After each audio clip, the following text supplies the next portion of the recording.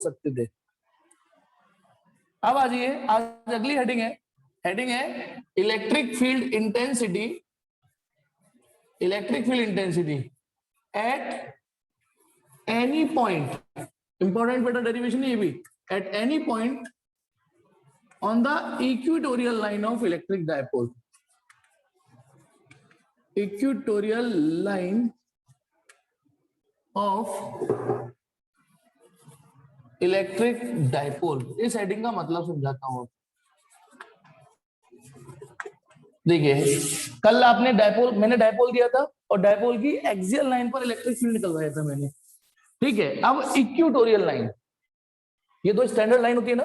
तो चलिए बेटा इधर देखेंगे, एक बड़ा सा फिगर बनाऊंगा मैं। देखिए, ये रहा मेरे पास डायपोल, ठीक है। ये रहा मेरे पास माइनस क्यू और ये रहा प्लस क्यू। इसको ए बोल देता हूं, इसको बी बोल देता हूं, ठीक है। ये डायपोल है और ये डायपोल का मिड पॉइंट है। कन्वीनियंसी के लिए हम डायपोल की लेंथ एल और एल लेके चलते हैं, मतलब टोटल लेंथ 2l। ये रहा एल, ये रहा एल, तो टोटल लेंथ हो गई 2l। अब वो ये कह रहा है, यदि ये पॉइंट ओ है कि ये कौन सी लाइन है, ये है इक्वेटोरियल लाइन, ये है इक्वेटोरियल लाइन, इक्वेटोरियल लाइन है ये, ठीक है। सवाल ये है कि कल आपने यहाँ एक्सियल लाइन पे कोई पॉइंट था, अब है इक्वेटोरियल लाइन पे कोई पॉइंट ले लूं कहीं पर, तो वहां नेट इलेक्ट्रिक फील्ड कितना होगा। तो ये रहा पॉइंट ओ, नहीं पी लिख देता हूं, इस पर आपको नेट इलेक्ट्रिक फील्ड निकालना है। तो पहले आप जब इस डेरिवेशन की शुरुआत करोगे तो एक प्रस्तावना लिखोगे। क्या लिखोगे, नोट्स मैच कर सकते हो। Consider an electric dipole of dipole moment P, P कितनी वैल्यू है इसके पी की, इस समय जो डायपोल मोमेंट दिख रहा है पी की वैल्यू कितनी है, magnitude of either charge into distance between them, कितनी डिस्टेंस है इसके बीच में 2l। तो आप क्या लिखोगे, consider an electric dipole of dipole moment p, let we have to calculate electric field intensity at any point p on the equatorial line which is r distance away। ये रही r distance, ये r distance है ये, ठीक है। ये r distance, ये भाई ये तो बताएगा ना इक्वेटोरियल लाइन पे कितनी दूरी पर। यानी कल हम r distance पर एक्सियल लाइन पर थे, आज हम r distance पर इक्वेटोरियल लाइन पर हैं। हमें इस पॉइंट p पे इलेक्ट्रिक फील्ड निकालना है। तो चलिए स्टार्ट करें, स्टार्ट कर रहा हूं मैं, ठीक है। तो स्टार्ट कर रहा हूं, इसको इलेक्ट्रिक फील्ड निकालना। तो बेटा मन में पहले सेट कर लो कि यहाँ पे हम पहले सूंघने वाला चार्ज रखेंगे। और अभी तक कई बच्चों को आदत नहीं पड़ी है कि सूंघने वाला चार्ज कौन कौन होता है। सूंघने वाला चार्ज कौन होता है, सूंघने वाला चार्ज जल्दी टाइप करो, कौन होता है सूंघने वाला चार्ज। हाथ मत खड़ा करो, टाइप करो। सबसे पहले केवल टेस्ट चार्ज नहीं बोलना, पॉजिटिव टेस्ट चार्ज बोलना है। केवल टेस्ट चार्ज नहीं बोलना, डेरिवेशन के दौरान पॉजिटिव टेस्ट चार्ज बोलना है, पॉजिटिव टेस्ट चार्ज। तो यहां पर पहले एक सूंघने वाला चार्ज रख दिया मैंने, ठीक है, हल्का प्लस। सोर्स चार्ज पॉजिटिव हो चाहे सोर्स चार्ज इधर देखो नेगेटिव हो, लेकिन सूंघने वाला चार्ज पॉजिटिव होगा। तो एक एक करके तो पहले ये देखते हैं कि यहां पर जो प्लस क्यू है ये, इसकी भी कुछ खुशबू पहुंच रही होगी, ठीक है। अच्छा माना, पहले इसको मिला देता हूं मैं ना, इसको भी मिला देता हूं। माना बेटा ये डिस्टेंस थोड़ी देर के लिए देखिए, एक मिनट चलिए यहां पे मैं लिख रहा हूं, देखते चलना। एट पॉइंट पी दिख रहा है ना बोर्ड पे, ये वाला point P, at point P electric field intensity, ठीक है, due to charge plus Q, मैंने क्या लिखा, मैं बता रहा हूं एग्जामिनर को बता रहा हूं, अपने नोट्स को बता रहा हूं कि पॉइंट पी पर पहले इसकी खुशबू देखते हैं कितनी है। मान लो उसका नाम मैंने E प्लस क्यू दे दिया, बताया ना मैंने, ये सिंबल अच्छा रहता है, आपको ये अच्छा लगता है तो आप ये ले लीजिए E1, ठीक है। एक मिनट थोड़ा ज्यादा लाइन चाहिए होगी। At point P electric field intensity due to charge plus Q, electric field due to plus Q या सिंपली E1। तो बताइए इसकी वजह से यहां इलेक्ट्रिक फील्ड, इसकी वजह से यहां, इसको एज अ पॉइंट चार्ज मान के चलो। और पॉइंट चार्ज की तो इलेक्ट्रिक फील्ड आपको पता है ना, सबसे पहला सबसे सस्ता फॉर्मूला पॉइंट चार्ज का, तो ये अकेला चार्ज है, इसकी वजह से यहाँ जो इलेक्ट्रिक फील्ड होगा के क्यू अपॉन आर स्क्वायर, के क्यू अपॉन जो भी इसकी डिस्टेंस है। बेटा आर हम इसको मान चुके हैं, लेकिन अब हमें ये डिस्टेंस चाहिए होगी, ये, क्योंकि इसकी वजह से यहाँ इलेक्ट्रिक फील्ड निकालना है। तो ये डिस्टेंस थोड़ी देर के लिए मैं एक्स मान लेता हूं, थोड़ी देर के लिए एक्स। तो बेटा ये भी एक्स होगी सिमिट्री की वजह से। भाई सिमिट्री इसलिए क्योंकि ये इक्वेटोरियल लाइन है, परपेंडिकुलर बाइसेक्टर लाइन है, तो ये दो कॉन्ग्रुएंट ट्रायंगल हो गए। तो यदि ये एक्स है तो ये भी एक्स होगा। तो बताइए इसकी वजह से यदि यहां इलेक्ट्रिक फील्ड निकालना है तो के क्यू अपॉन आर स्क्वायर आएगा या एक्स स्क्वायर आएगा या एल स्क्वायर आएगा, क्या आएगा बोलो? के क्यू अपॉन जल्दी वेट कर रहा हूं आपके आंसर का। के क्यू अपॉन, जी हाँ कन्हैया, के क्यू अपॉन एक्स का स्क्वायर आएगा, क्योंकि जिसकी इलेक्ट्रिक फील्ड निकालते हो उससे डिस्टेंस चाहिए होती है। लेकिन अभी थोड़ी सी पिक्चर बाकी है, वो ये बताइए इसका इलेक्ट्रिक फील्ड इस पॉइंट पर किधर होगा? मैं ये कह रहा हूं यूं होगा। अब बस आप ट्रू और फॉल्स बता दीजिए, ये एरो सही है या नहीं। E1 का, एक मिनट, E1 इधर होगा, ये बस बता दीजिए ट्रू और फॉल्स। ये इलेक्ट्रिक फील्ड इधर होगा, जी हाँ ये ट्रू है। कैसे पहचाना? कैसे पहचाना कि इसकी वजह से यहाँ जो इलेक्ट्रिक फील्ड है, इसकी वजह से यहाँ जो इलेक्ट्रिक फील्ड है वो ऐसे जाएगा, क्योंकि यहाँ जो सूंघने वाला चार्ज है वो पॉजिटिव ही रहता है, और ये सोर्स चार्ज पॉजिटिव है तो वो उसको रिपेल करेगा। और जिधर पॉजिटिव टेस्ट चार्ज भगता है वो ही इलेक्ट्रिक फील्ड की प्रेस्क्राइब डायरेक्शन होती है। बिल्कुल ठीक। तो फिर यहाँ पे देखिए बेटा सब लोग गौर से, अलोंग एपी यानी ए से पी क्यू, पी पॉइंट ये है। होप कि आपको समझ में आया होगा। अब क्या करना है, हमने इसकी वजह से यहां खुशबू निकाल दी, अब इसकी भी खुशबू देखते हैं। तो अगली लाइन में लिख रहा हूं, at point P electric field intensity due to charge minus Q. उस इलेक्ट्रिक फील्ड को नाम या तो E माइनस क्यू लिख दू या फिर दूसरा नाम दे दिया E2। तो अब आप बताओ फटाफट, इसकी वजह से यहां जो इलेक्ट्रिक फील्ड होगी, भाई हमें नेट इलेक्ट्रिक फील्ड यहां निकालना है, दिस इज इक्वेटोरियल पॉइंट। अब इसकी खुशबू बेटा वही क्यू और वही एक्स स्क्वायर। और ध्यान रखना यहां पे माइनस क्यू नहीं आएगा माइनस क्यू नहीं आएगा ये, क्योंकि electric field vector quantity mod होता था। ठीक है, तो के क्यू अपॉन एक्स स्क्वायर। अब इसको पूरा कर दीजिए आप, अलोंग, इस सेंटेंस को पूरा करिए। जी हाँ कन्हैया, अलोंग, जी हाँ, नहीं बीपी नहीं होगा, गलत है बेटा, अलोंग बीपी गलत है, जिन्होंने भी बीपी टाइप किया वो सब गलत है बेटा। एक मिनट, मैं एक चैट बॉक्स में एक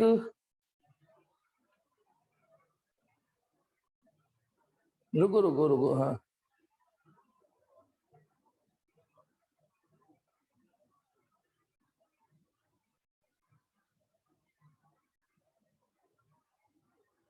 हर्ष बेटा अपना ख्याल रखो, भेज दूंगा बेटा वीडियो में। हाँ तो ये चीज देखेंगे बेटा, ये कौन है भाई साहब? नेगेटिव। अभी तक आप लोगों को ये आदत ही नहीं पड़ी, इसकी वजह से ये पॉजिटिव टेंशन इधर लगेगा बेटा, ये E2, ये E2 लिख रहा हूं मैं, E2। बोलो ये दोनों एरो समझ में आए या नहीं आए? एक इलेक्ट्रिक फील्ड इधर है और एक इलेक्ट्रिक फील्ड इधर है, तो अलोंग PB, पी से बी आएगा बेटा, अलोंग PB। बेटा सही मायनों में 12th फिजिक्स तो सिर्फ इतनी ही है। हमको एक हेडिंग दी है कि एक डायपोल ले रहा, उसके इक्वेटोरियल पॉइंट पर नेट इलेक्ट्रिक फील्ड निकालो। ठीक है, नेट इलेक्ट्रिक फील्ड नहीं बेटा, इसमें 120 की कमाल थ्योरम नहीं लगेगी। हाउ कैन यू से दिस इज 120 डिग्री एंगल? नमन ये कैसे कह सकते हो कि 120 डिग्री का एंगल है? नहीं कह सकते, क्योंकि ये इक्विलैटरल ट्रायंगल नहीं है।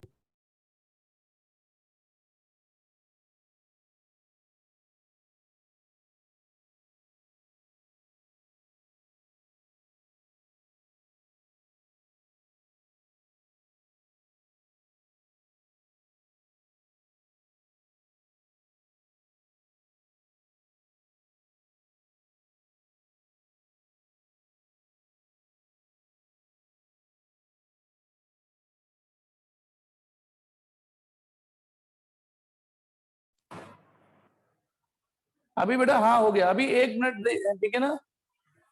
हाँ कोई बात नहीं बेटा, ये अच्छा किया, आपका डाउट पूरा कर दिया मैंने। 1 मिनट बेटा, 1 मिनट, कुछ बच्चे आप परेशान हो रहे हैं जब फीस की।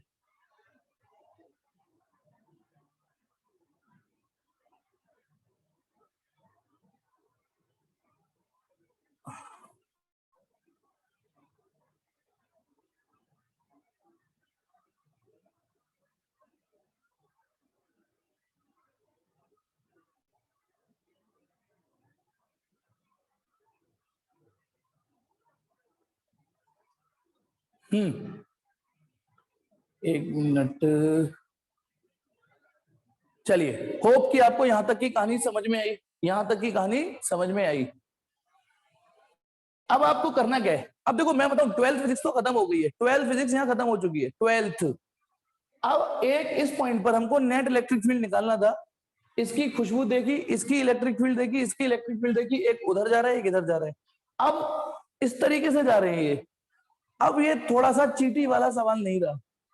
मतलब चीटी वाले कौन से? या तो जब दो वेक्टर एक ही दिशा में हो तो हम जोड़ देते हैं, जब दो वेक्टर अपोजिट दिशा में हो, डायरेक्शन में हो, तो घटा देते हैं, जैसे कि कल एक्सियल लाइन पर हुआ था। एक्सियल लाइन पर एक वेक्टर इधर था एक वेक्टर दिया था तो घटा दिया था। अब हमें यहाँ पे अब तो तोप निकालनी ही पड़ेगी, तोप माने रिजल्टेंट निकालना ही पड़ेगा। कुछ नहीं, पैनिक नहीं करना। अब आपको E1 और E2 का रिजल्टेंट निकालना है बस, E1 और E2 का, ठीक है? अब देखिए, लेकिन मेरे पास E1 और E2 का रिजल्टेंट निकालने से बढ़िया एक और बढ़िया तरीका है, वो भी देख लो। देखिए, पहले तो आप अपने दिमाग में बसा लीजिए कि अब हमें इस पॉइंट पी पर जो दो इलेक्ट्रिक फील्ड है इनको सॉल्व करना है, इनको सॉल्व करना है, ठीक है? तो कैसे सॉल्व करेंगे? मेरे पास एक और तरीका है, और वो तरीका भी आना चाहिए। सबसे पहले ये बताओ, it can be seen, note, that is it can be seen, इधर देखो, it can be seen, E1 और E2 बराबर है या नहीं? E1 और E2 बराबर, देखो E1 जितना है E2 उतना ही है, E1 KQ/x², E2 उतना ही है। लेकिन बेटा एक चीज बताओ, क्या ये भी सही है? ये बताओ, ये भी सही लैंग्वेज है क्या? मैं आपकी डिक्शनरी देखना चाह रहा हूं कि आप इतने, हाँ ये सही नहीं है, ये सही नहीं है, ये तो सही है। इसका मतलब ये E1 E2 मैग्नीट्यूड में बराबर है, लेकिन वेक्टर फॉर्म में बराबर नहीं है, क्योंकि एक अलग डायरेक्शन में जा रहा है एक अलग डायरेक्शन में। तो चलिए बेटा, अब मैं आगे का टारगेट सेट करता हूं। अब बेटा इधर देखेंगे सब लोग। अब मुझे पॉइंट पी पे दो इलेक्ट्रिक फील्ड आपको एरो दिख रहे होंगे, एक E1 एक E2। मुझे और आपको बस रिजल्टेंट निकालना है, लेकिन रिजल्टेंट मैं निकलवाऊंगा उसकी बजाय एक शानदार तरीका और बता रहा हूं, वो भी आपको आना चाहिए, और वो भी मैं नहीं सिखाऊंगा तो कौन सिखाएगा? और वो सीखे हुए हो। देखिए, माना ये एंगल मेरा थीटा है, ये एंगल थीटा है, तो सिमिट्री से ये भी एंगल थीटा होगा, क्योंकि ये दोनों ट्रायंगल कॉन्ग्रुएंट है। थैंक गॉड 12th में हमें ये नहीं साबित करना होता बार बार कि अब ये क्यों कॉन्ग्रुएंट है। ठीक है, ये थीटा ये थीटा। मैंने एक लाइन ड्रॉ करी, एक लाइन ड्रॉ करी PC, parallel to AB। AB है ना, ये लाइन डायपोल वाली एक्सियल लाइन, उसके पैरेलल एक लाइन खींची। तो ड्रॉ, ये हमने अलग से draw a line PC parallel to AB। देखो PC एक लाइन दिख रही होगी पैरेलल टू AB। अब बताओ, यदि ये थीटा है तो ये थीटा होगा, चोस के देखो, यदि ये थीटा है तो ये थीटा होगा, ठीक है, ऑल्टरनेट एंगल।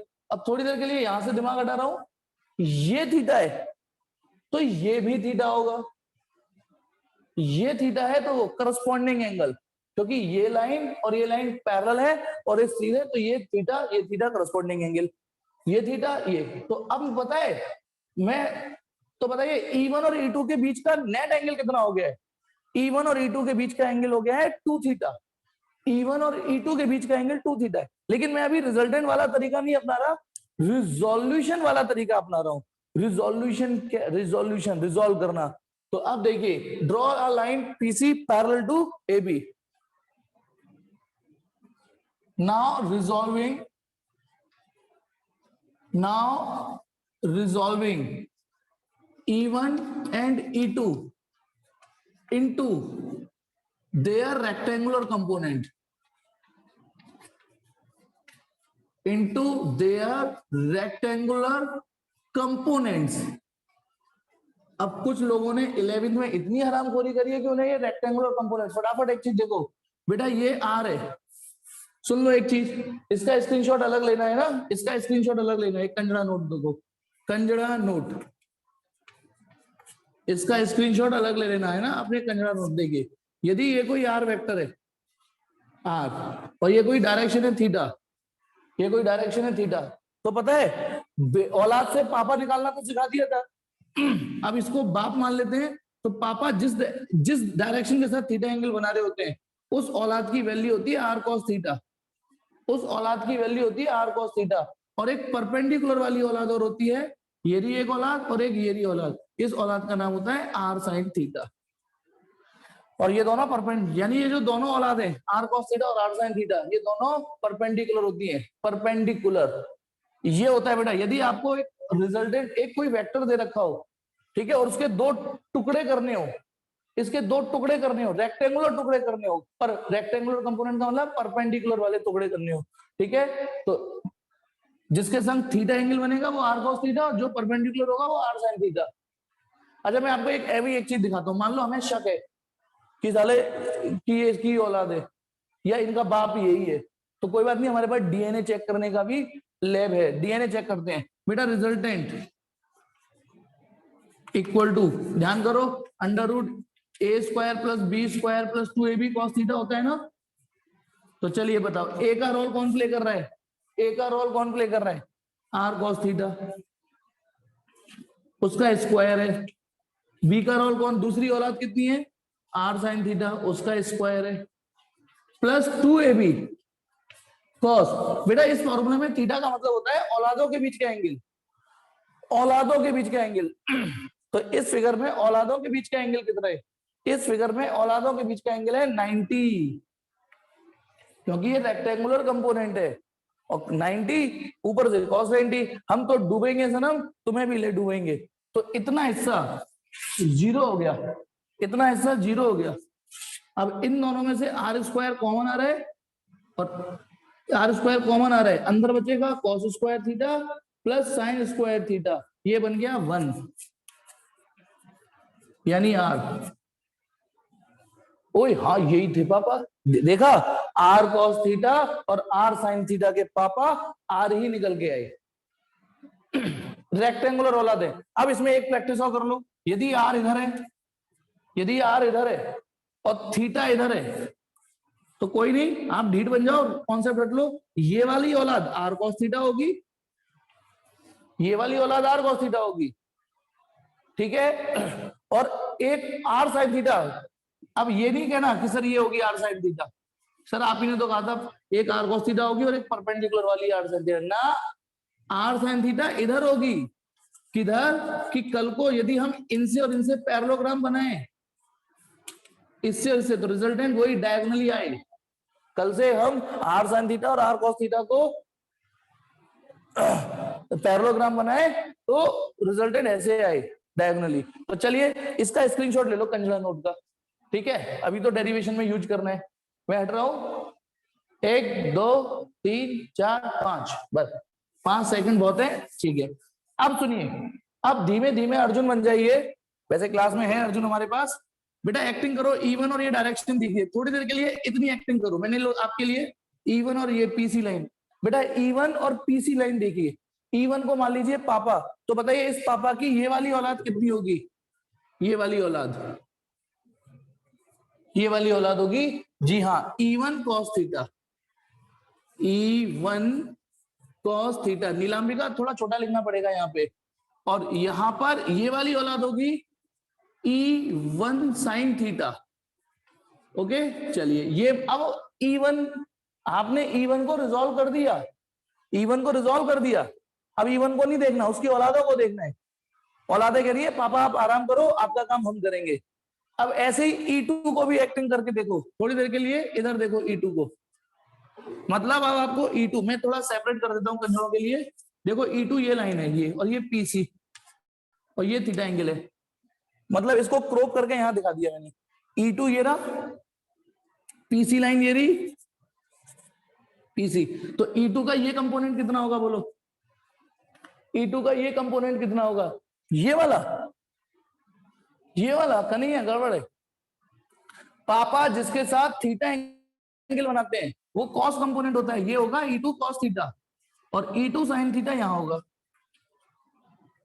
तो जो फिगर मैंने यहां सेपरेट करके बताया है वो यहां पे आ जाओ आप।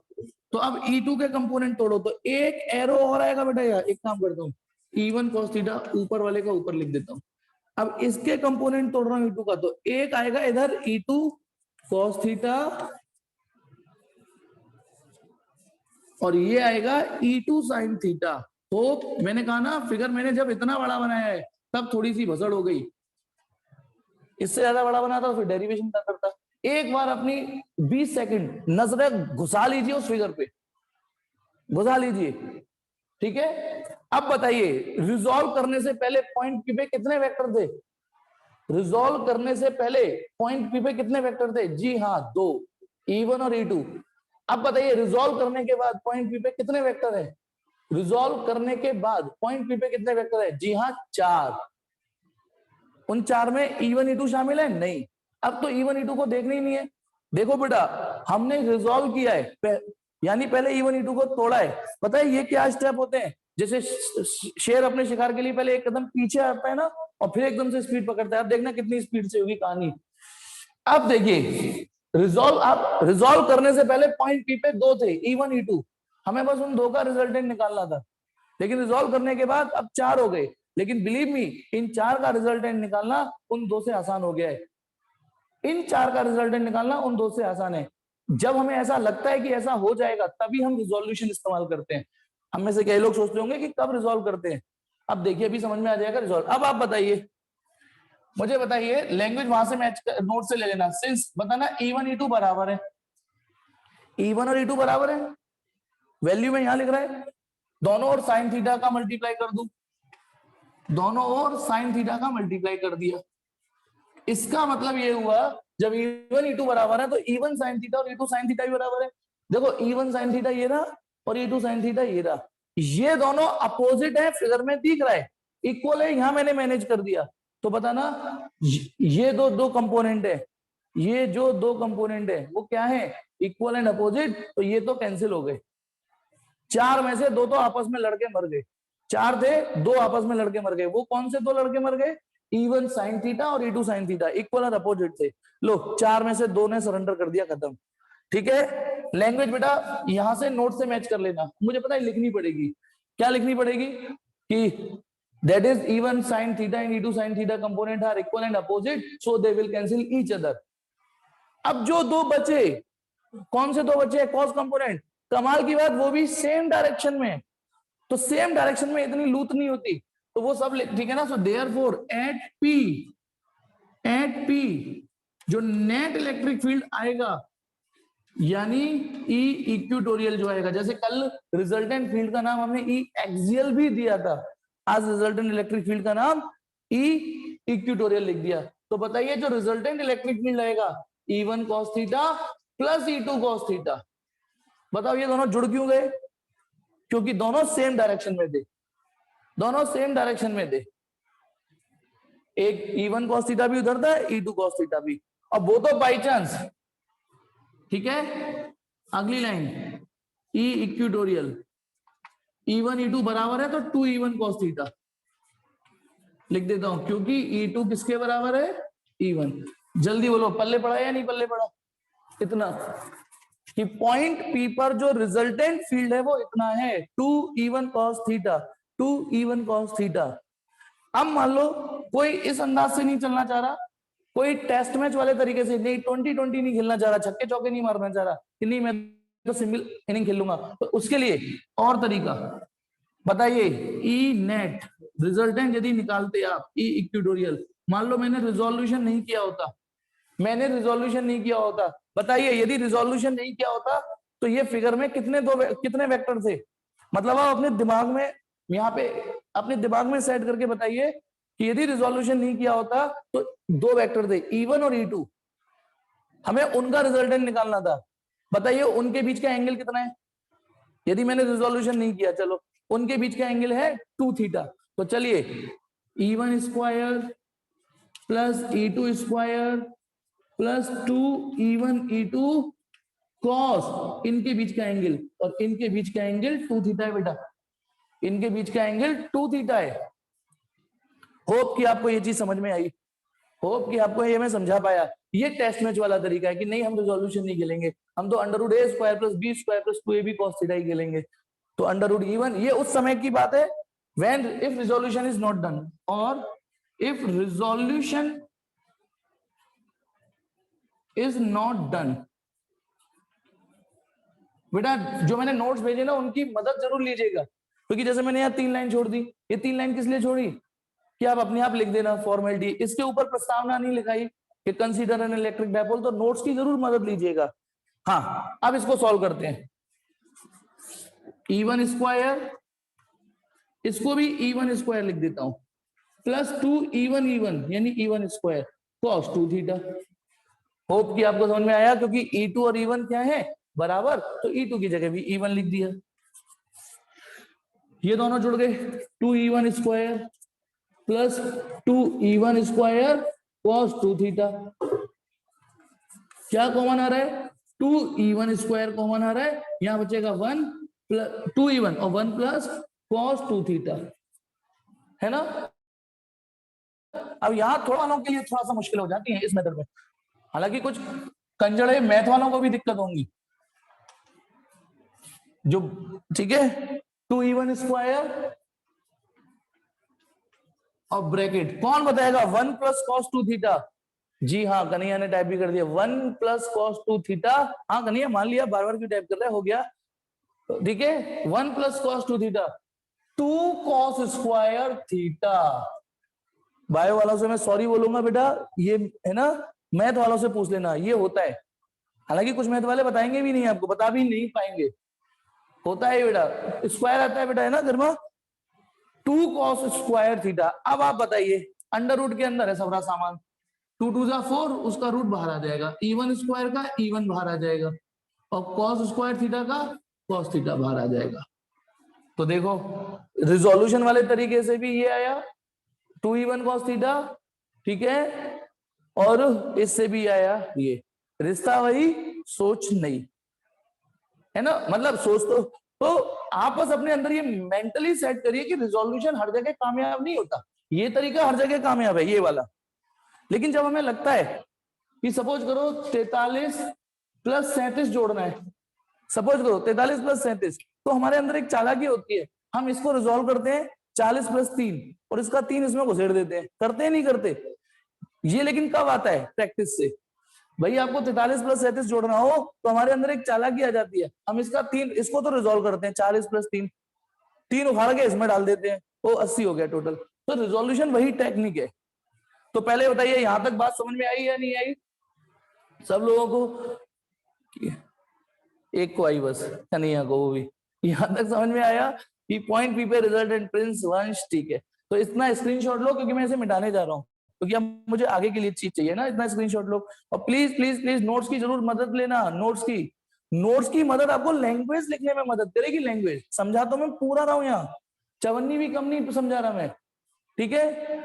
चलिए स्क्रीनशॉट लीजिए, 1 2 3 4, सॉरी हाथ आ गया मेरा, 1 2 3 4 5, ठीक है। अब देखिए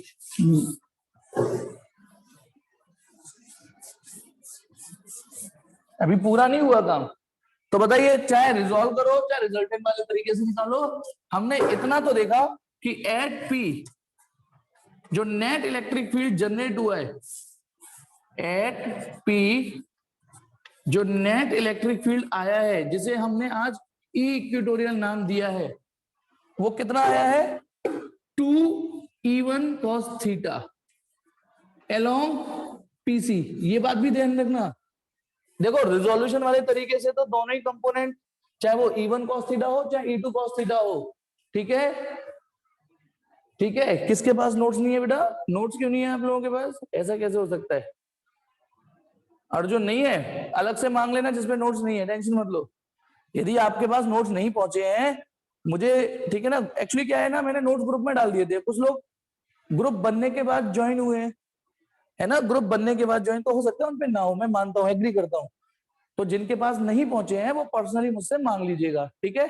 और हाँ, एक और चीज, मैं जो कृष्णा नगर में राजपूत सर के यहाँ पढ़ाता हूँ, वहां कई बच्चे केवल 1000 रुपए देके बैठे हैं, 1000 रुपए देके। मैं साफ बोल रहा हूँ, आज उनकी लास्ट क्लास है, आज उनकी लास्ट क्लास है, जो सिर्फ फिजिक्स के बड़ा अच्छा चालाकी से क्या बोला कि सर मेरे 4000 रुपए जमा है, 3000 रुपए जमा है, और वहां से जब कंफर्मेशन किया तो 3000 रुपए पीसीएम के जमा करके आए हैं, है ना, पीसीएम के। तो बेटा आज मेरी तरफ से लास्ट नमस्ते ले लेना, शायद कल से मैं आपकी और आप मेरी शक्ल ना देख पाओ। साफ बोल रहा हूं, मैंने कल इतनी मेहनत से रजिस्टर बनाया है, इतनी मेहनत से, ठीक है, सबको छांटना, किस किस की फीस आ गई, सारा 4 जगह की ऑग आ रहा है मेरे पास, ठीक है। तो जिन जिन के मेरे पास 1000 रुपए आए हैं, उनकी उतने का तो मैं उससे शायद उससे ज्यादा का पढ़ा चुका हूं, तो उनसे मेरी आखिरी बार नमस्ते है, ठीक है।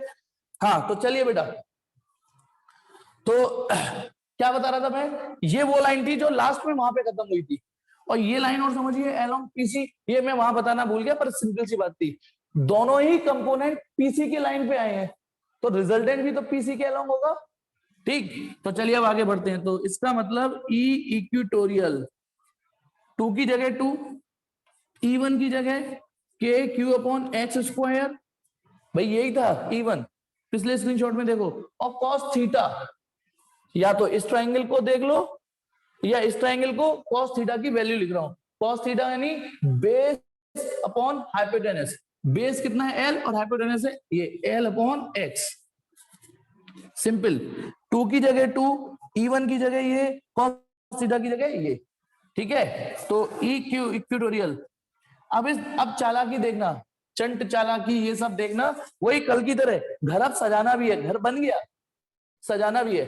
तो ई इक्विटोरियल, सबसे पहले तो के Q L upon x cube, नीचे का जो एक्स स्क्वायर इंटू एक्स था उसको एक्स क्यूब कर दिया, और ये जो 2 है, ये 2 है, इसको मैंने यहां से उठा के यहां डाला पहले, समझ गए होगे क्यों यार, कम से कम इनकी एक जोड़ी बन गई, इनकी सेटिंग तो करा दे, इनमें क्यों हम तलाक कराएं जब इनकी सेटिंग बन रही है, तो क्योंकि Q into 2L, Q into 2L आपस में सेट है, गर्लफ्रेंड बॉयफ्रेंड की तरह, इनकी एक जोड़ी है, क्या जोड़ी है, इस जोड़ी का क्या नाम है, P, ये जो 2 यहां था वो मैंने यहां डाल दिया, के P upon x cube. Hope कि आपको ये मैं समझा पाया, डायपोल मूवमेंट कि 2 को यहां रखने से कम मैंने इतना इनका मतलब इनको सेट करा दिया। अब सुनो, अभी ये फाइनल डेरिवेशन इसलिए नहीं है क्योंकि यहां डेरिवेशन में एंडिंग में आ रहा है एक्स, एक्स वो चीज थी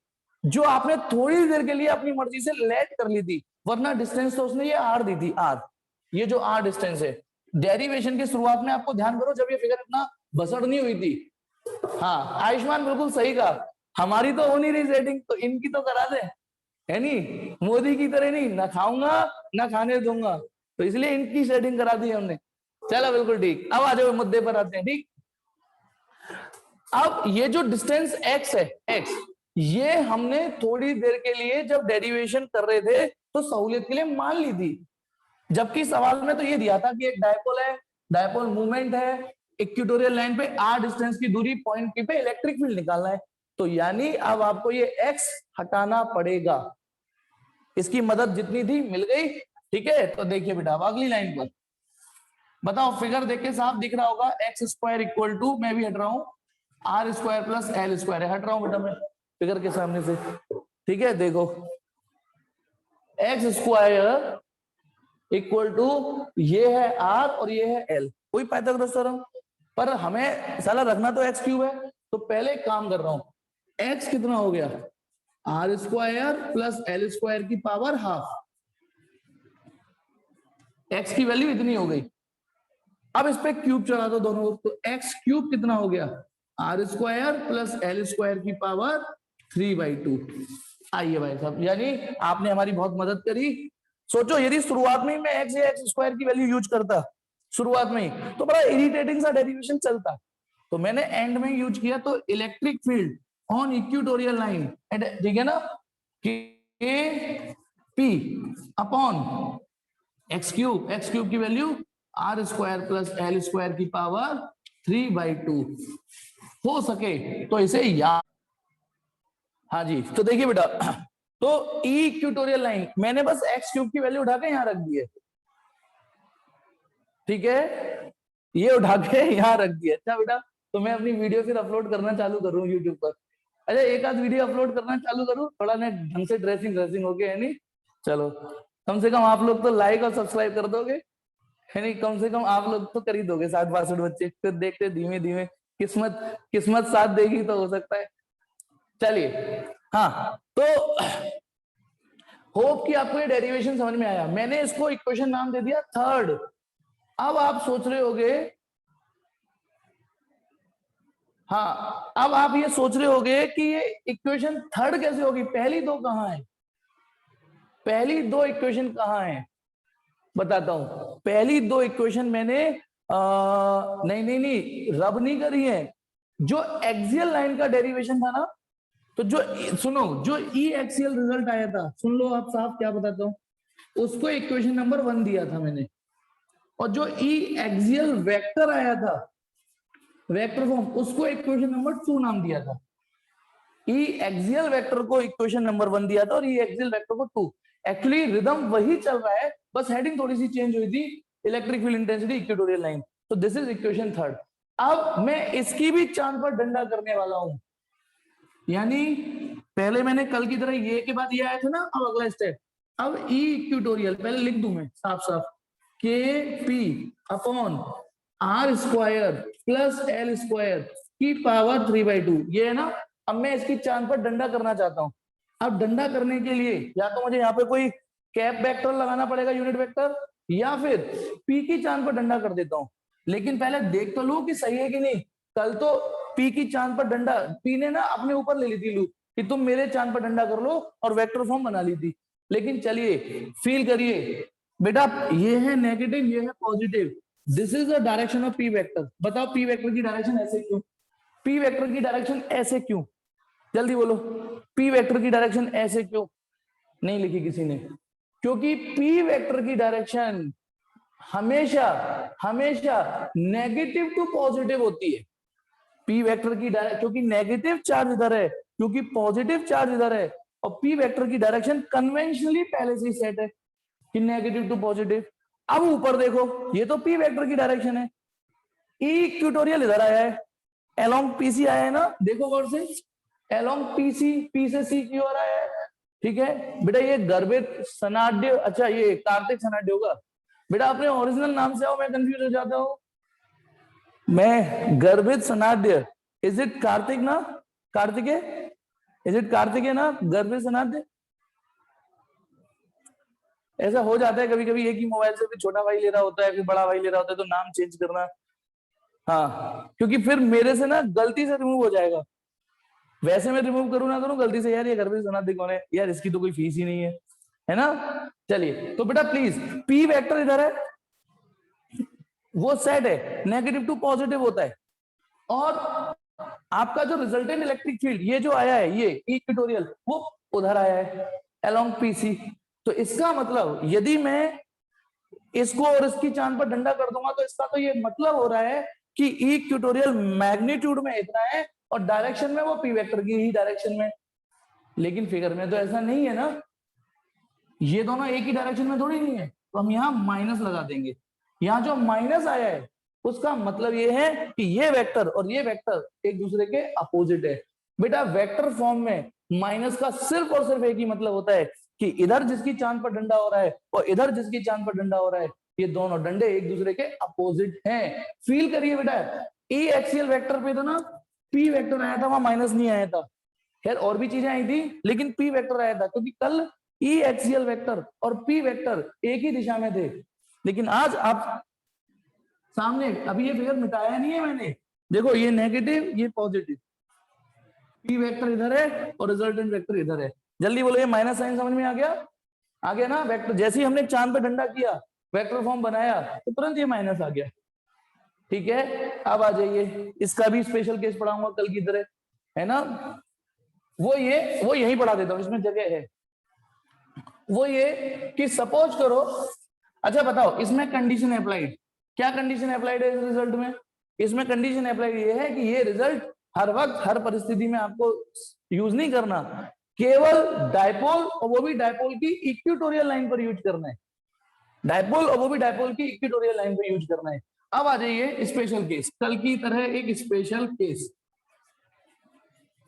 स्पेशल केस ये है for short dipole, for short dipole, यदि डायपोल शॉर्ट हो तो, है ना, या डायपोल शॉर्ट किस वजह से और हो सकता दिख सकता है, और R is greater than L, या तो वाकई डायपोल छोटा हो, या तो वाकई चीटी को आप देख रहे हो, या आप बहुत दूर से किसी आदमी को देख रहे हो, जब बहुत दूर से किसी आदमी को देखोगे तो वो भी चीटी ही नजर आएगा। तो या तो डायपोल ही शॉर्ट हो, या ये जो आर है, देखो ये आर फील करिए, ये वाला आर ये बहुत ज्यादा हो, बहुत ज्यादा मतलब जैसे आर बहुत बड़ा हो जाएगा, तो जो आर एल के कंपेरिजन में, तो भी डायपोल शॉर्ट नजर आएगा। तो उस केस में देन बताओ आर स्क्वायर तो और बड़ा हो जाएगा ना, आर स्क्वायर तो और बड़ा हो जाएगा एल स्क्वायर से। मैं इसके लिए टारगेट कर रहा हूं, ध्यान रखना। तो R square plus L square को क्या लिख दोगे? समुद्र में यदि एक लोटा पानी डाल दूं, ये समुद्र है, अब समुद्र में एक लोटा पानी डाल दूं तो वो समुद्री रहता है, कोई ज्यादा खास नहीं बढ़ता। तो ये आर, पहले ये बताइए ये बात मैच करी, ये बात समझ में आ गई नहीं आ गई कि आर स्क्वायर में एल स्क्वायर जोड़ूंगा इन परिस्थितियों में, इन परिस्थितियों में तो R square plus L square equal to R square छोड़ सकते हो। उस केस में equation third, then equation third becomes, then equation third becomes, equation third जो बन जाएगी, बेटा नोट्स अपने हाथ से बनाते चलना, बेटा मेरे नोट्स भले मैंने दे दिए उसको देख के ही बनाते चलना, लेकिन अपने हाथ से जरूर बनाना घर पे। के की जगह के, पी की जगह पी, ओके। और R square plus L square को क्या लिखना है मुझे, जल्दी बोलो, R square plus L square को क्या लिखना है, मात्र आर स्क्वायर, और उस पर पावर है 3/2, है ना।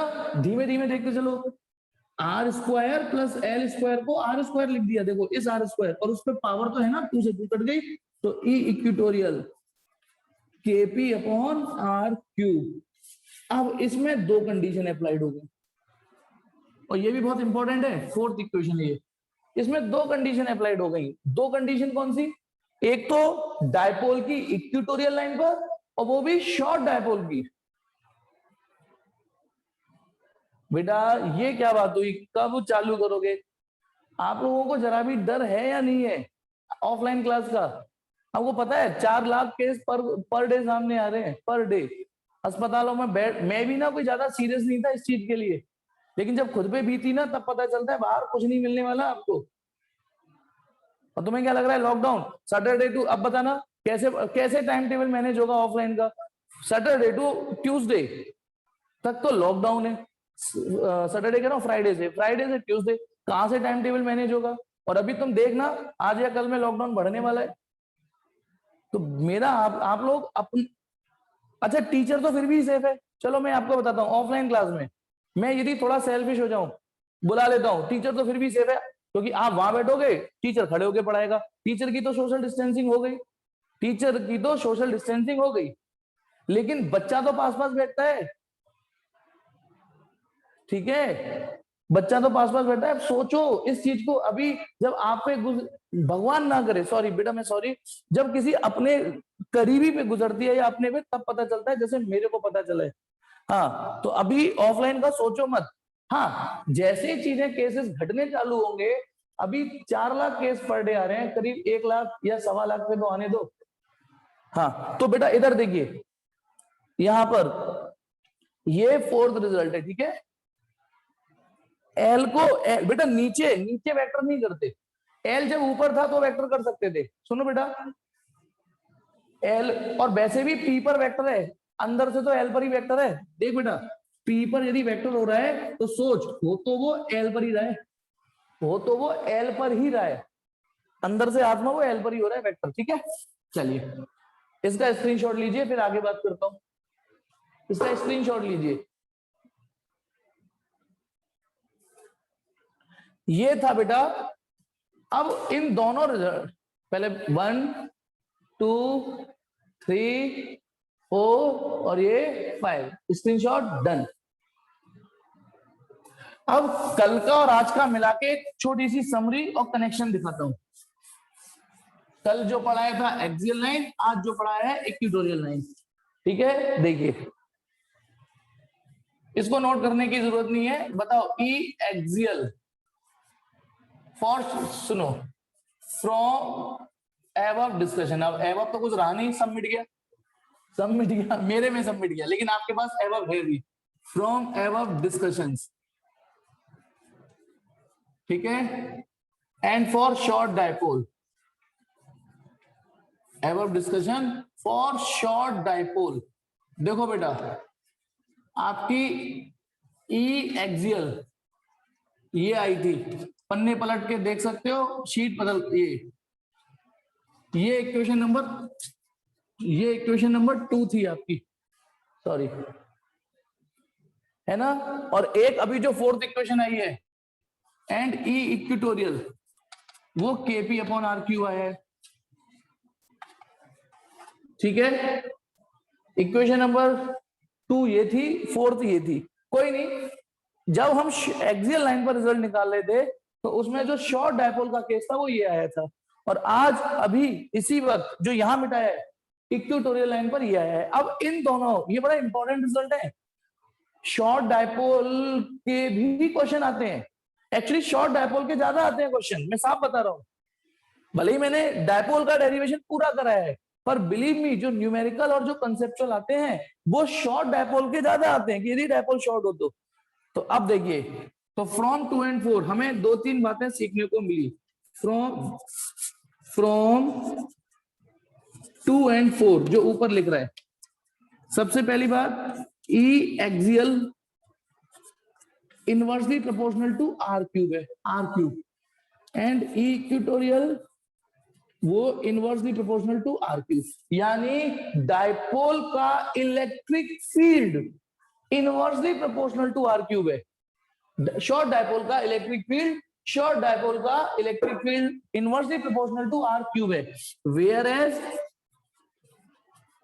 फॉर सिंगल पॉइंट चार्ज, याद करो, जब अकेला चार्ज होता है, for single point charge electric field का formula K Q upon R square आता है, that is E inversely proportional to R square. समझिए, बहुत सिंपल बात है। यानी जब अकेला चार्ज हो, बेटा वैसे भी ग्राफ भी बताऊंगा, वेट एंड वॉच। जब अकेला चार्ज हो, अकेला, तो electric field inversely proportional to R square होगा, और जब डायपोल होगा तो electric field inversely proportional to R cube होगा। आप देखते जाइएगा, ऐसे ऐसे इलेक्ट्रिक फील्ड भी आएंगे जिसमें electric field inversely proportional to R भी आएगा, आर की पावर 4 भी आएगी। फिलहाल आपने 2 ही तो फील्ड पढ़े हैं, एक पॉइंट चार्ज और एक डायपोल। पॉइंट चार्ज और डायपोल, पॉइंट चार्ज की इलेक्ट्रिक फील्ड आपने पहले पढ़ी थी, उसकी मदद से डायपोल की निकाली है। पहले बताओ, ये भी समझ में आ गई ना। एंड एक और चीज नोटिस करिए, बी, यदि मैं इसको इससे डिवाइड कर दूं, ई एक्सियल को ई इक्वेटोरियल से डिवाइड करूं, मतलब इसको इससे डिवाइड करूं, बताओ क्या आने वाला है, क्या आने वाला है। ई एक्सियल और ई इक्वेटोरियल को डिवाइड कर दूं, वही डायपोल हो, वही डिस्टेंस हो, तो ये 2 रह जाएगा। यानी दैट इज, या तो ऐसे याद कर लो कि एक्सियल फील्ड इक्वेटोरियल फील्ड से दुगना चलता है। एक्सियल फील्ड इक्वेटोरियल से हमेशा दुगना होता है, बशर्ते डायपोल वही हो और डिस्टेंस वही हो। ध्यान रखना, जब आपने इसे डिवाइड किया तो पी से पी कटा और आर क्यूब से आर क्यूब भी कटा, क्योंकि पी से पी इसलिए कट गया क्योंकि वही डायपोल था, आर क्यूब से आर क्यूब इसलिए कट गया क्योंकि वही डिस्टेंस। मतलब इसको एग्जाम्पल से समझाता हूं। एग्जाम्पल, जैसे सपोज करो ये शॉर्ट डायपोल है, यहां माइनस क्यू है, यहां प्लस क्यू है ना, शॉर्ट डायपोल है, ठीक है। नहीं, डायपोल की इलेक्ट्रिक फील्ड यूनिफॉर्म कहां हुई, अरे डायपोल की field inversely proportional to R cube है। जैसे जैसे distance change, electric field change, आप थोड़ा सा आगे बढ़ोगे इलेक्ट्रिक फील्ड और घट जाएगा। तो यूनिफॉर्म कहां हुई, घट रही है, बढ़ रही है ना डिस्टेंस के साथ। अब सुनिए, सपोज करो ये डायपोल है, मैं क्या कहना चाह रहा हूं इस टॉपिक से, और शॉर्ट डायपोल है, ये ना मिड पॉइंट ओ, यदि ये डिस्टेंस आर है और ये डिस्टेंस आर है, मतलब आर डिस्टेंस पर ये कौन सी लाइन है, एक्सियल लाइन, माना इसका नाम है पॉइंट पी, और ये रहा पॉइंट क्यू, या एम और एन दे देता हूं, एम और एन। बताइए एम वो पॉइंट है जो एक्सियल लाइन पर है, एन वो पॉइंट है जो इक्वेटोरियल लाइन पर है, एम डायपोल से आर दूरी पर है और एन भी डायपोल से आर दूरी पर ही है। तो पता है इस टॉपिक का क्या मतलब है, वही डायपोल हो और वही डिस्टेंस हो एक्सियल पर इक्वेटोरियल पर, तो इफ एट एम एक्सियल, भाई एम पॉइंट एक्सियल पॉइंट है ना, ठीक है, तो एक्सियल पॉइंट पर इलेक्ट्रिक फील्ड यदि 10 यूनिट है, देन एट एन इक्वेटोरियल, क्या लगता है, समझने वाले अपने आप भी समझ जाते हैं, क्या लगता है यहाँ इलेक्ट्रिक फील्ड बिल्कुल ठीक वैसे, क्या लगता है, फिल इन द ब्लैंक्स, गलत हो गया कृति, दोबारा सोच, कृति गड़बड़ हो गया, कन्हैया ठीक, कृति दोबारा सोच, टीना ठीक, टीना तेरे को मिल गई आईडी पासवर्ड, आयुषी, आयुषी गलत, गलत है आयुषी, कृति ठीक है। अब हाँ सोचो, तौशिफ गड़बड़ हो गया, थोड़ा सोचो बेटा, मैंने क्या बोला है, एक्सियल फील्ड इलेक्ट्रोरियल फील्ड से दुगना होगा, यानी यदि एक्सियल पे 10 है तो इक्वेटोरियल पे 5 होगा। अच्छा ई एक्सियल अपॉन इक्वेटोरियल करो, ई एक्सियल अपॉन इक्वेटोरियल 2 आ रहा है ना, ई एक्सियल अपॉन इक्वेटोरियल 2 आना चाहिए, ये है कहानी। लेकिन कंडीशन अप्लाइड, क्या कंडीशन अप्लाइड है बेटा, फॉर शॉर्ट डायपोल ओनली, क्या कंडीशन अप्लाइड है, फॉर शॉर्ट डायपोल ओनली, यदि डायपोल शॉर्ट होगा तो ये रिजल्ट लगेगा, तो ये रिजल्ट लगेगा। एक चीज और, ये शायद सेकंड मीटिंग है, तो लास्ट मीटिंग होगी हमारी आज शाम को, आप ये बता दो बैच, मैं एक डाउट क्लास लेने वाला हूँ, है ना, डाउट क्लास, क्योंकि अब आपके डाउट भी इकट्ठे हो गए होंगे, आगे नहीं बढ़ाऊंगा, टेंशन मतलब आगे नहीं बढ़ाऊंगा, है ना, आज एक डाउट क्लास, तो बस आपकी कोई क्लास डिस्टर्ब ना हो इसलिए मैं आपसे टाइम पूछ रहा हूँ, मैं तो 5 बजे लेने जा रहा हूँ, मैं 5 बजे चाह रहा हूँ, ओके, तो 5 बजे, अब देखो आ गई ना नो, इसलिए मैं कह रहा हूँ, क्योंकि मैं इसलिए टाइम, अब नो वाले कितने, अच्छा केमिस्ट्री की 5:30 बजे केमिस्ट्री है, तो फिर 4 बजे ले लूं, 4 बजे, हाँ 4 बजे ले लेता हूँ, इज इट, हाँ तो अरे आज 4 घंटे की एक मीटिंग की डाउट क्लास लूंगा, तो ठीक है, संडे को नहीं बेटा, क्लास तो सब चलेगी, अरे 3:30 से 4:30 भी किसी की क्लास है, क्या कर रहे हो, अच्छा 6 बजे तक निपट जाते हो आप, 6 बजे तक निपट जाते हो, तो फिर 6 बजे ले लूं, अब दीक्षा कह रही है नो, लेकिन एक बात ध्यान रखना, अच्छा 6:15 बजे मैथ है, कितने बजे तक, कितने बजे तक है, अरे कोई नहीं रुको, देखो मैं तो, अच्छा 7:30 पे तो फाइनली फ्री हो जाएंगे ना सब, लो छोड़ो, 7:30 पे सब लोग फ्री हो जाएंगे, खत्म अपनी अपनी क्लासों से, तो 7:30 पे, हाँ आईपीएल, तुझे बताऊं अभी फोन में यदि ताकत होती तो फोन से घुस के थप्पड़ मारता मैं, तो 7:30 पे आपकी डाउट क्लास होगी, ठीक है, और ये अब मैं थोड़ी सी फ्रीक्वेंसी बढ़ाऊंगा इसकी, अभी तो आज के लिए, ठीक है, तो 7:30 बजे आज आपकी डाउट क्लास, और सुबह वाली क्लास का इससे कोई लेना देना नहीं है, सुबह अपने रिदम पे चलती रहेगी, और बस 1-2 दिन और, जहां तक है मंडे से मैं नया बैच चालू करूंगा, नया बैच, वो टाइम मैं बताऊंगा, वो नया बैच जिनका पीछे का रह गया है, तो नए बैच नई टाइम टेबल, मैंने बोला ना ये टाइम टेबल तो एज इट इज चलेगा, ठीक है, ये तो शाम को 7:30 बजे, बेटा मुझे थोड़ा कन्हैया मैसेज कर दियो, मैं भूल जाऊंगा नहीं तो, कि आज मेरे को डाउट क्लास लेनी है, हाँ तो बेटा ये ध्यान रखिएगा कि ई एक्सियल और ई इक्वेटोरियल के बीच में जो रिलेशन होता है वो दुगना होता है, बता दूंगा वैसे भी, होमवर्क बता दूंगा, अभी थोड़ा सा और होने दो, और होने दो थोड़ा सा आगे।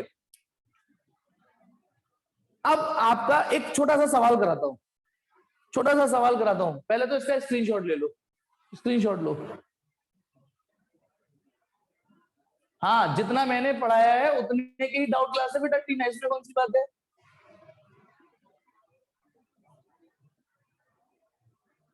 जितना मैंने पढ़ाया है, सुन लो सबसे बोल रहा हूं, जितना पढ़ाया है वहां तक के ही डाउट लाने हैं।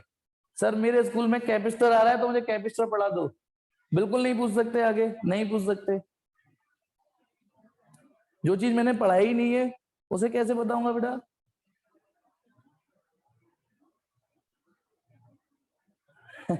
चलो अब इधर देखिए, होप कि आपने स्क्रीनशॉट लिया। अब इसको दिमाग में बिठाता हूं, पहले एक छोटा सा सवाल करते हैं, हो सकता है उस सवाल में ही आज का टाइम निकल जाए। तो चलिए बेटा, ये है एनसीईआरटी। हम में से कई लोग एनसीईआरटी के बिना भी देते होंगे ना। पेज नंबर 29, पेज नंबर 29 खोलिए, पेज 29 यानी ओके। उस पर एक एग्जाम्पल है, सॉल्व एग्जाम्पल है, एग्जाम्पल नंबर 1.10, एग्जाम्पल 1.10। देखिए सवाल क्या कह रहा है, सवाल कह रहा है टू चार्जेस, दो चार्जेस हैं, प्लस माइनस 10 माइक्रोकूलम, है ना। इसी से पता चल गया, एक प्लस का है एक माइनस का है, डाइपोल है ये साला। Are place 5 mm apart. देखिए ये है, अब 5 mm भी कम से कम थोड़ा, ये मैं फिगर के अकॉर्डिंग बना देता हूँ, माइनस इधर है, देख फिगर में दे भी रखा है ए बी और ये ओ। ए पर रखा है -10 माइक्रोकूलम, -10 माइक्रोकूलम, और यहां रखा है +10 माइक्रोकूलम ये। और इनकी जो टोटल लेंथ है, दूरी है, ये 5 mm है, ये 5 mm है। उसने बोला है कि दो चार्ज है 5 mm की दूरी पर है। सोचो 5 mm कितना छोटा सा होता है, इतना तो बड़ा मैंने फिगर में, अब जितना एक्चुअल में 5 mm होता है, यदि मैं उतना ही दिखाता तो वहां से आप तक फिगर ही नहीं पहुंचता। अब क्या कह रहा है, determine the electric field at, पहला सवाल चालू हो रहा है, at a point P, P कहां पर है, on the axis of dipole 15 centimetre away from it centre, on the side of positive charge. मतलब पॉजिटिव चार्ज जरा उसकी साइड पे जाइए, यहां 15 सेंटीमीटर की दूरी पर पॉइंट पी है, यानी ये यहां से यहां तक 15 सेंटीमीटर है दूरी ये। उसने कहा है डायपोल, ये एक्सियल लाइन है, साफ बोला है, खुल के सारे शब्द बोले उसने कि डायपोल की एक्सियल लाइन पर, डायपोल से 15 सेंटीमीटर की दूरी पर एक पॉइंट पी है, वो भी पॉजिटिव की साइड पर, वहां इलेक्ट्रिक फील्ड निकालो, पहला सवाल। दूसरा सवाल है and at a point Q, अब ये क्यू कहां है, वो भी 15 सेंटीमीटर की दूरी पर है, फ्रॉम ओ, ओ से ही दूरी पर है, लेकिन कहां पर, on a line passing through O and normal to axis. बेटा जो लाइन ओ से पास करे और नॉर्मल हो, वो इक्वेटोरियल लाइन ही तो हुई। यानी इनडायरेक्टली उसने इक्वेटोरियल लाइन ना बोल के उसने बस ये बोल दिया कि परपेंडिकुलर है, दिस इज पॉइंट क्यू। और ये कितनी दूरी पर है, ये भी 15 सेंटीमीटर की दूरी पर है। सवाल है ये, सवाल है ये कि एक डायपोल उससे 15 इधर और 15 उधर। अब इस सवाल को, इसका सॉल्यूशन आप देखिए पीछे कितना लंबा जा रहा है, पीछे बस एक पन्ना पलट लीजिए। तो जरूरी नहीं है कि हम एनसीईआरटी के तरीके से ही चले, अब आप मेरे तरीके से चलिए। तो पहले तो बताइए हियर 2L 5 mm है या नहीं, ये बताओ। 2L की वैल्यू 5 mm है ना। मैंने जिस तरीके से डायपोल पढ़ाया है उसमें ये जो 5 mm है वो 2L है, समझना बेटा इस बात को। 2L का मतलब हमारे और आपके बीच में 2L का मतलब क्या है, जो डायपोल के बीच का सेपरेशन है। तो इसका मतलब L कितना हो गया, 2.5 mm। एंड आर माने अभी अभी डेरिवेशन करके चुके हो, आर माने डायपोल के सेंटर से जो दूरी होती है उसको आर बोला हुआ है, वो 15 सेंटीमीटर है। पहले यहां मैं रुक रहा हूं, समझ में आया सवाल में कि ये जो 15 सेंटीमीटर है, ये जो 15 है वो आर है, और ये जो 5 mm है वो 2L है। 2L क्योंकि 5 mm है तो L 2.5 हो गया और आर 15 हो गया। अब एक बैठे बैठे एक काम करते हैं, सवाल तो मैं बाद में चालू करूंगा, एक रफ नोट जो पेपर में आपको नहीं दिखाना। R upon, let us perform या let us calculate R upon L. R upon L calculate करना है ना, आर अपॉन एल। आर की वैल्यू कितनी है, 15 सेंटीमीटर, और एल की वैल्यू कितनी है, 2.5 mm, इसको सॉल्व करिए बेटा, कितना आ रहा है, इसको सॉल्व करिए। सेंटीमीटर और मीटर का mm का ध्यान रखिए। 60 आएगा ये, और ये मेरा काम नहीं है, नहीं 6 नहीं आएगा, 60 बेटा। ये सेंटीमीटर है, ये मिलीमीटर है, सेंटीमीटर है, ये मिलीमीटर है, तो 1 जीरो इसको दोगे कि नहीं। अब आप बताइए, R अपॉन L आ रहा है 60, 60, ठीक है। इसका मतलब R L से 60 गुना है, R L से 60 गुना है। तो बताइए R ग्रेटर देन L है या नहीं। सिर्फ ये दिखाने के लिए ये रफ नोट किया है मैंने कि ये डिस्टेंस mm में डायपोल नन्ना सा है, 5 mm का सेपरेशन है, और 15 सेंटीमीटर। अच्छा एक बात, जो थर्ड क्लास का बच्चा होता है वो छोटा होता है बड़ा होता है? थर्ड क्लास का, क्लास थर्ड का, वो छोटा बच्चा होता है ना। लेकिन नर्सरी के बच्चे के सामने तो वो भी रौब झाड़ रहा होता है।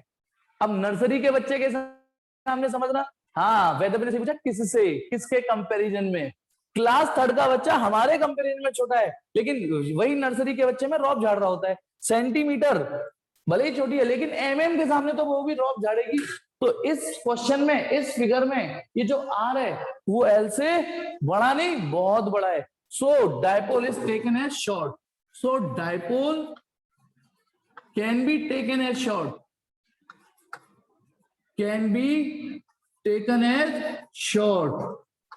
ये कंजरा नोट खत्म। अब आ जाइए, here P equal to, since P का फॉर्मूला क्या होता है, यही तो होता है बेटा। P का formula dipole moment, magnitude of either charge into distance between them. तो बताइए मैग्नीट्यूड, इस सवाल में डायपोल मोमेंट जो हम कैलकुलेट कर रहे हैं, मैग्नीट्यूड ऑफ चार्ज कितना है, 10 माइक्रोकूलम। 10 माइक्रोकूलम, 10 माइक्रोकूलम है क्यू, इनटू 2L कितना है, 5 mm। बेटा देखना, ये रखना आ गया ना, ये 5 mm। तो बेटा अब इसको ऐसा यूनिट में कन्वर्ट कर रहा हूं। माइक्रो में 10 की पावर -6 कूलम होते हैं, और mm में 10 की पावर -3 मीटर होते हैं।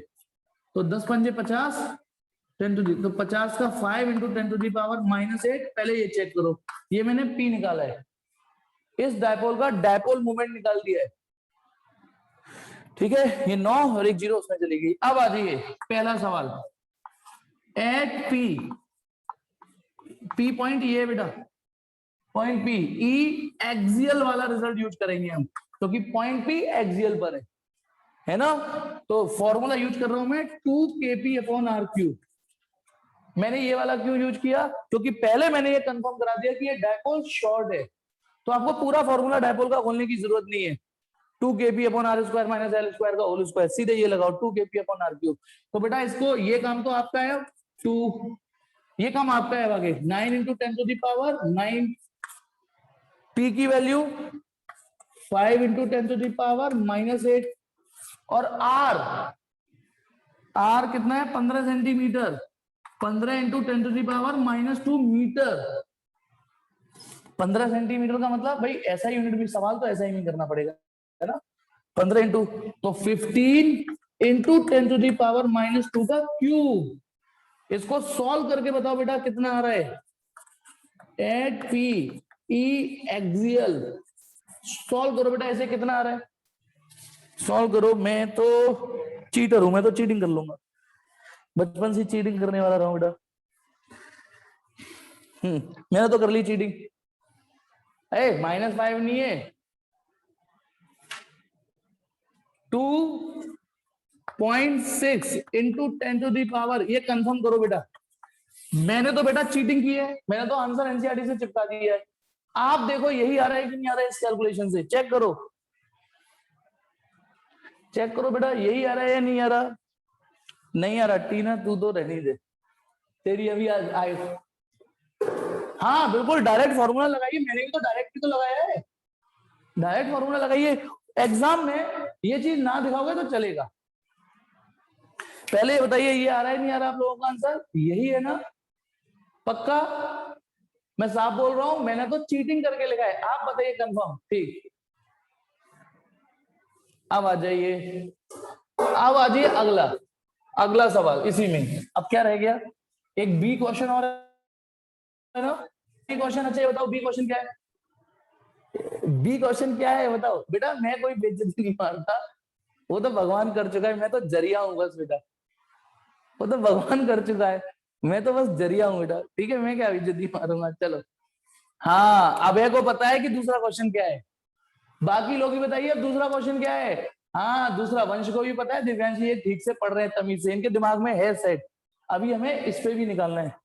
अब सुनिए बेटा, हाँ एग्जाम में रफ नोट लिखने की जरूरत नहीं है, बी, तो क्वेश्चन बी देखेंगे, B, since E equatorial equal to E, अरे हम since E axial upon E equatorial, two होता है नहीं होता, आज पढ़ा है, लेकिन ध्यान रखना ये फॉर्मूला तभी इस्तेमाल हो पाएगा कि जितनी डिस्टेंस पर आप एक्सियल पर हो उतनी ही डिस्टेंस पर यदि इक्वेटोरियल पर होगे तो ये कंपैरिजन है। और इधर भी 15 है सवाल में, उधर भी 15 है, तो यहां से ई इक्वेटोरियल कितना आ गया, यहां से ई इक्वेटोरियल आ गया ई एक्सियल अपॉन 2, ई इक्वेटोरियल आ गया ई एक्सियल अपॉन 2, तो बस आपको आधा करना है। देयरफॉर एट पॉइंट क्यू, जो पॉइंट क्यू है, जो ई एक्सियल है ना, मैं इसका आधा कर रहा हूं, इसका आधा बड़ा आसान 1.33 इंटू 10⁵ न्यूटन पर कूलम। अब आप हमारा सॉल्यूशन देखो, हमने जो किया है, और एनसीईआरटी का सॉल्यूशन देखो, आपको अच्छा लगेगा कि यार वाकई टीचर का, मैं अपने आप की तारीफ नहीं कर रहा हूं, अपने एक्सपीरियंस, कोई भी टीचर किसी से तमीज से पढ़ोगे, गुरु का क्या फायदा होता है। एनसीईआरटी ये लो, ये सवाल था और इसका सॉल्यूशन पीछे देखो ये रहा, ये और यहां जाके खत्म हुआ है। तो जब का ये काम हम आसानी से कर सकते हैं तो उसे कठिन रास्ता क्यों अपनाएं। स्क्रीनशॉट लो बेटा, इसका स्क्रीनशॉट लीजिए। हाँ बेटा, अब ये मीटिंग कभी भी जा सकती है, तो मैं एक चीज बता दूं, एक तो मैं मंडे से नया बैच चालू करूंगा, है ना, नया बैच, इससे इसका कोई लेना देना नहीं, अलग टाइम पे, और केवल उतने दिन के लिए चालू करूंगा, पीछे से शुरू से चालू करूंगा, कूलम लॉ से बिल्कुल शुरू से, और यहां तक का जिनका पीछे का रह गया है, जो बाद में जुड़े ये, लेकिन सिर्फ और सिर्फ फीस के बाद, जिनकी फीस आई है, ठीक है। और शाम को डाउट क्लास 7:30 बजे। बेटा दीक्षा, डाउट क्लास में क्या इशू है, तेरे डाउट क्लास में डाउट आ गया, डाउट क्लास का क्या डाउट है। अब मैं बेटा कर तो रहा हूँ अच्छे के लिए, सबको तो नहीं आ सकता ना। अब बता, मैंने 3 बजे बोला नहीं बैच है, 4 बजे बोला नहीं बैच है, 5 बजे बोला नहीं बैच है, स्क्रीनशॉट ले लो, 6 बजे बोला नहीं बैच है। अब बेटा इसके अलावा कोई टाइमिंग होती है तो तू बता दे, स्क्रीनशॉट ले लो बेटा जल्दी, पहले 12 सबको ठीक रहेगा। बेटा मुझे 1 मिनट अपना नहीं देखना, मुझे भी बेटा पापा के चक्कर में इधर उधर आना पड़ता है, जाना पड़ता है, 12 बजे तो कोई मतलब ही नहीं है। आपकी 2 क्लास रह गई स्टार्टिंग वाली, कोई नहीं, और 12 बजे कई लोगों का स्कूल भी होता है, ठीक है दीक्षा, कई लोगों का स्कूल भी होता है, चाहे फॉर्मेलिटी के लिए सही, स्कूल तो ज्वाइन कंटिन्यू करते हैं ना वो, ठीक। हाँ तो शाम को 7:30 बजे। ओके बेटा, तो आज के लिए इतना ही, होप कि आपको आज का समझ में आया होगा, ठीक है, होप।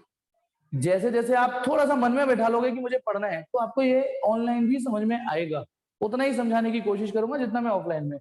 अभी के लिए टाटा बाय बाय।